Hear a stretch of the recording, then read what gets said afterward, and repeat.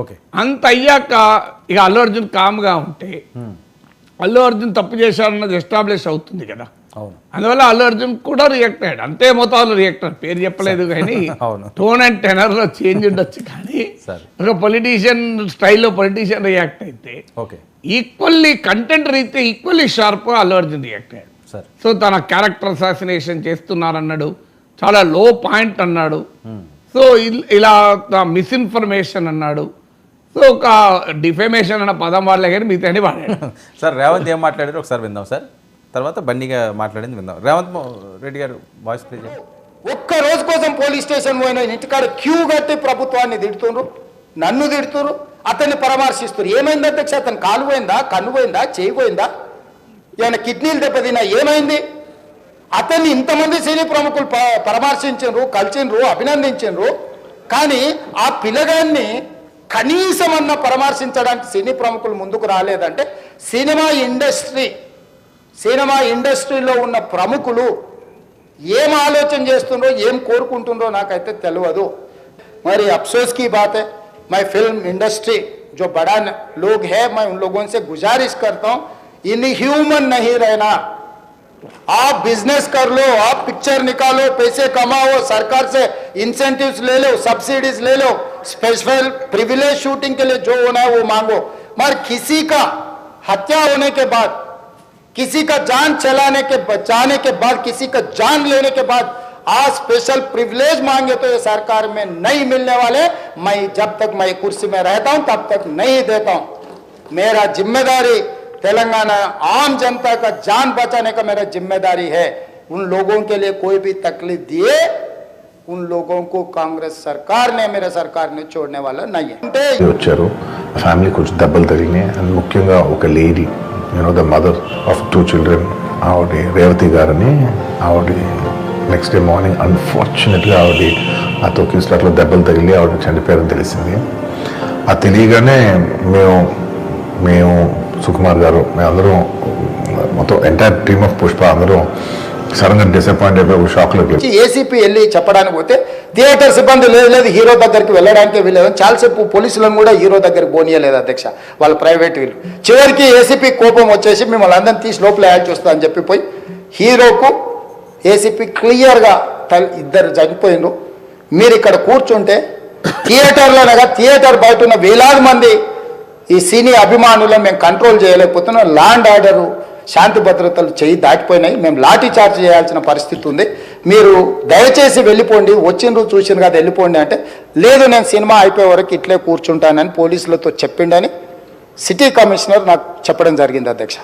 అదేవిధంగా ఇంకా కంట్రోల్ కాకపోవడంతో అప్పుడు డీసీపీ పై అధికారి రంగంలో దిగి వాళ్ళ అందరినీ లోపల వాళ్ళ ఎంబడున్న అడ్డుకుంటున్న వాళ్ళను పోలీసులతో జరిపించి చక్కగా డీసీపీ పోయి హీరో గారికి బయట చనిపోయినరు, పరిస్థితి చాలా గందరగోళంగా ఉన్నది, మీరు ఇక్కడ నుంచి కదలాల్సిందే, లేకపోతే మిమ్మల్ని పోలీస్ స్టేషన్కు తీసుకెళ్లాల్సిన పరిస్థితి వస్తుంది, మీరు ఇక్కడ నుంచి కదలాల్సిందే అని బలవంతంగా అతన్ని సినిమా మధ్యలో 12 గంటల సమయంలో, రాత్రి 12 గంటల సమయం అట్టిట్టుగా ఆ సమయంలో అతను తీసుకొచ్చి బండెక్కిస్తే మళ్ళీ అతను రూఫ్ టాప్ ఓపెన్ చేసి మళ్ళీ చేతులు ఊపుకుంటూ రోడ్ షో చేసుకుంటూ, అంటే తల్లి చనిపోయి పిల్లగాడు చావు బతుకుల మధ్యలో ఉన్నాడు, మీరు వెళ్ళండి అని వెనక్కి పంపిస్తే కూడా మళ్ళీ కారులో రూఫ్ టాప్ ఓపెన్ చేసి చేతులు ఊపుకుంటా అభిమానులను సంతోషపెట్టుకుంటా రోడ్ షో చేసుకుంటా అతను వెళ్ళిపోయింది అధ్యక్ష.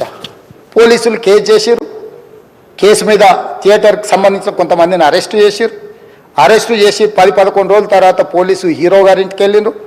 మీరు కూడా కేసులో A11 మీ మీద కేసు ఉందని చెప్పడానికి పోలీసులతో దురుసుగా ప్రవర్తించిండు. మీరు ఆ వీడియోలన్నీ కూడా చూసిండ్రు. ఆ పరిస్థితిలో చట్టాన్ని అమలు చేసే పోలీసులు ఆల్రెడీ ప్రాణాలు పోయినాయి, ఒక నిరుపేద తల్లి చనిపోయింది, కొడుకు చావు బతుకుల మధ్యలో ఉన్నాడు. ఆ రోజు కోర్టుల కేసులు కూడా వస్తున్నాయి. కోర్టుకు కూడా మీరు విచారణలు ఏం చేసిండ్రని కోర్టుకు కూడా పోలీసులు జవాబు చెప్పాల్సిన పరిస్థితి ఉండే అధ్యక్ష. దాంతో మాట్లాడారు. మా పోలీస్ సిబ్బంది చెప్పాలి, ఎవరు నన్ను ఇన్స్టిగేట్ చేసినా, నేను ఎడ్జ్లో ఉన్నా, నేను కొంచెం స్లిప్ అయినా నాకు మళ్ళీ లీగల్గా ఇష్యూ అవుతుంది. ప్లీజ్ నువ్వు ఒక అమౌంట్ మైక్ నుంచి ఒక అమౌంట్ తీసుకుని మనం ఒక ఫిక్స్డ్ డిపాజిట్ అబ్బాయి ప్లాన్ చేద్దాం, ఊరికే మనం ఏదో చేతులు దొరికేస్తాం అలా కాకుండా మిగతా కాకుండా మనం జెన్యున్గా ఏదో చేద్దాం, కానీ ఆ అబ్బాయికి ఫిజియోథెరపిస్ట్ పెట్టిద్దాం, ఇలా చేద్దాం అలా చేద్దాం, ఎన్నో విషయాలు మాట్లాడుకున్నాం. అంత మాట్లాడుకున్న తర్వాత నేను కేరింగ్గా లేను సార్, ఎలా ఉంటాను sir? I have the same age kid, నా కిడ్కి ఎలా అయిందంటే నేను అలాగే ఫీల్ అవుతాను కదా. I not a father? నాకు ఉండదా? ఇన్ని క్యారెక్టర్ ఇంత అసాసినేట్ చేసినప్పుడు ఇట్స్ పబ్లిక్లీ హ్యూమిలియేటింగ్. నాకు చాలా బాధగా, నేను ఇంత చేసినా కూడా నాకు బాధగా ఉంది సార్. మన తెలుగు వాళ్ళు బరువు తీసిన పైన పెడతామని నేను సినిమా చేస్తుంటే మళ్ళీ లాక్కుంటున్నాం. Anyway doesn't matter. ఓకే, మీరందరూ నాకు వదిలేదు అసలు, ఇంకా ఎండింగ్ ఎందుకు మళ్ళీ డబ్బులతో ఇచ్చాం. Then very well. నేను ఒక్క నిమిషం let me complete please. It's my only request. నేను ఒక ఫ్లోలో ఉన్నా, మీరు ఒక్క ఫ్లో కట్ చేసినా టెల్ యూ వై.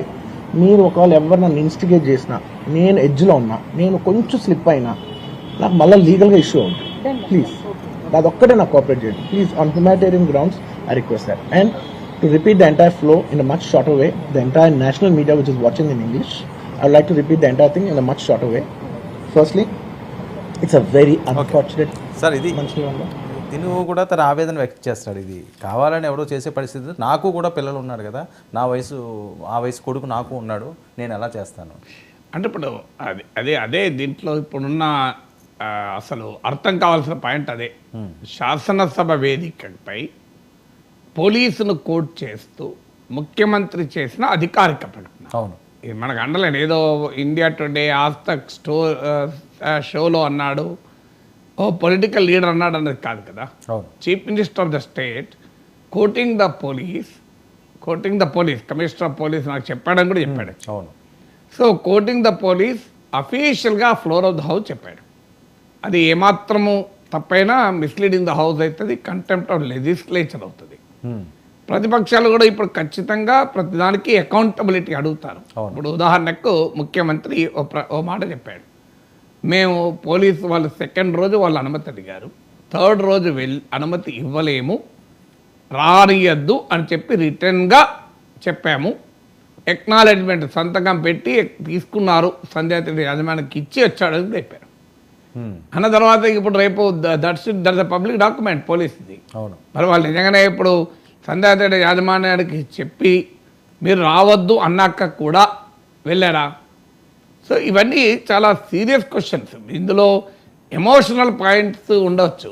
అంటే ముఖ్యమంత్రి ఒక ఎమోషన్ చెప్తున్నారు, ప్రజలు ఒక తల్లి చనిపోతే సినిమా హీరో స్పందించడా, చనిపోయిందని చెప్పినాక కూడా బయటికి రాడా, తర్వాత కూడా చనిపోయిందని తెలిసాక కూడా రోడ్ షో చేస్తాడా? అసలు ఈ సినిమా వాళ్ళకు కూడా అందరూ ఆయనను పరామర్శించారు, అల్లు అర్జున్ను, కానీ ఒక్కనన్నా వాళ్ళని పరామర్శించారు బాధితుల్ని అని ఒక పబ్లిక్ తరఫున ఒక ఎమోషన్ ముఖ్యమంత్రి రైజ్ చేస్తున్నాడు.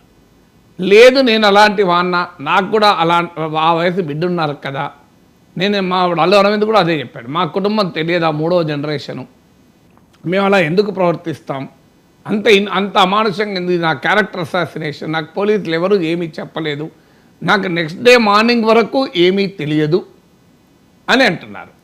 ఇంకా నెక్స్ట్ డే మార్నింగ్ వరకు ఏమీ తెలియదు అన్నది కొద్దిగా నమ్మటానికి ఇబ్బందిగా ఉంది. ఎందుకంటే ఆ సినిమా థియేటర్లో ఉండగా తెలియదు అని అల్లు అర్జున్ అంటే దట్ ఈస్ వన్ వర్షన్. తెలుసు పోలీసులు చెప్పారనేది ముఖ్యమంత్రి version, which can be contested both. కానీ నెక్స్ట్ డే మార్నింగ్ వరకు కూడా తెలియదు అంటున్నాడు. సాధారణంగా నెక్స్ట్ డే మార్నింగ్ వరకు తెలియకుండా ఉంటుంది, ఆ టీవీలు అన్నిట్లో వస్తుంటాయి, ఎవరెవరు చెప్తారు కదా. ఓకే, వచ్చైన వెంటనే వచ్చి ఇమీడియట్గా నిద్రపోడు కదా. సో తాను బయటకు వచ్చాక జరిగిన పరిణామాలు, వార్తలు అందరూ చూస్తారు కదా, తెలియకుండా ఎలా ఉంటుంది అది. సో వాళ్ళ టీం వాళ్ళు ఎవరెవరు చెప్తారు. అవును. సో తెలియదు అంటే కొద్దిగా ఆశ్చర్యంగానే ఉంది. నెక్స్ట్ డే మార్నింగ్ వరకు ఒక పర్సన్ చనిపోయారు అంటే నమ్మడానికి వీలు కాలేదు.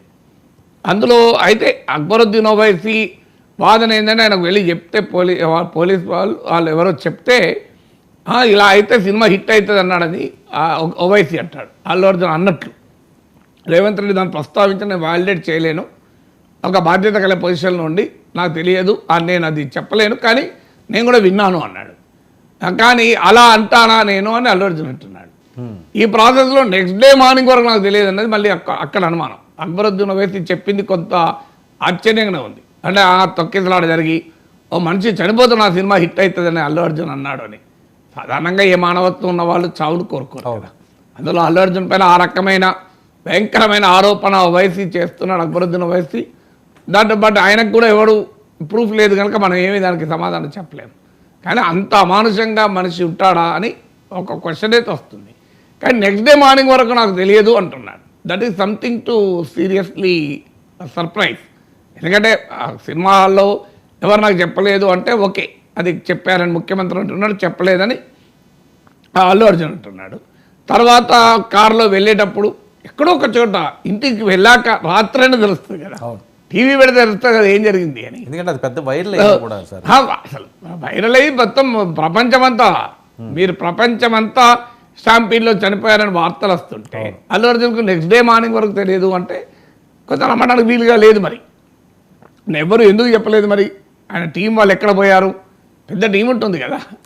సో మరి ఇది దాంట్లో సర్ప్రైజింగ్. అందువల్ల ఇలా అన్ని క్వశ్చన్సే ఉన్నాయి, ఇప్పటికీ ఆన్సర్స్ లేవు. ఎవరిది తప్పు ఎవరిది నిజము అని ఇప్పుడు ఎందుకు వెళ్ళలేదు అంటే దానికి ఆయన రీజనింగ్ ఆయన ఇస్తున్నారు. రోడ్ షో అని ముఖ్యమంత్రి అంటాడు, రోడ్ షో కాదు, క్రౌడ్ డిస్పర్స్ చేయడానికే తాను సన్ రూఫ్ నుంచి పైకి వచ్చాను అని అల్లు అర్జున్ చెప్తున్నాడు. సో అందువల్ల ఎవ్రీ పాయింట్ ఈ 2 వర్షన్స్ ఉన్నాయి. ఏ వర్షన్ నిజమా అనేది that has to be proved. Sir ఏదైతే ఈ ఇండస్ట్రీకి సంబంధించి లేకపోతే ఇండస్ట్రీకి తెలంగాణ రాష్ట్ర ప్రభుత్వం తీసుకున్న నిర్ణయం కొద్దిగా ఇబ్బందికరంగా ఉండే పరిస్థితి ఉంటుంది. ఎందుకంటే ఒక ప్యాన్ ఇండియా అంటున్నారు, ఆ 3-4 రోజుల్లోనే 100 కోట్లు 1000 కోట్లు వచ్చినాయని ఎవరు రికార్డులు అని చెప్పుకున్న పరిస్థితి. ఇప్పుడు మొత్తం బ్యాన్ చేసి పడేసామని చెప్తున్నాడు ఈయన. బెనిఫిట్ షోలు లేవు, టికెట్లు రేట్లు పెంచడం. అంటే దానిపైన ఆల్రెడీ ప్రజల్లో కూడా వ్యతిరేకత వస్తుంది.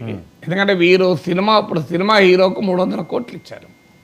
వాళ్ళు Allu Arjun highest paid actor Forbes India లెక్క ప్రకారం. పుష్ప 2కు 300 crores బడ్జెట్, 500 కోట్లు బడ్జెట్ అనుకుంటారు. అంటే హీరోలు భారీ పారితోషికం తీసుకోవడం వల్ల సినిమా బడ్జెట్ విపరీతంగా పెరుగుతుంది. దాని భారం ఎవరి మీద వేస్తున్నారు? ప్రజలపైన వేస్తున్నారు. ఇప్పుడు సినిమా ప్రొడక్షన్ కాస్ట్ పెరగడం